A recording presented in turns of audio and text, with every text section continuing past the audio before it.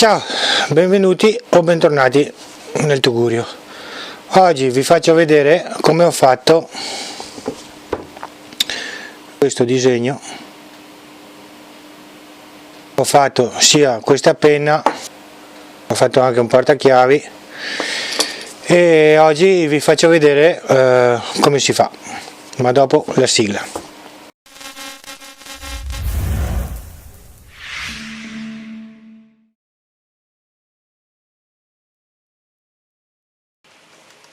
Adesso vi faccio vedere cosa serve.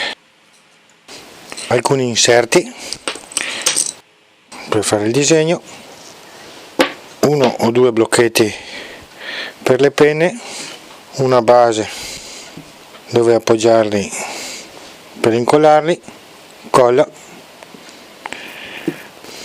due morsetti e basta. Andiamo a cominciare.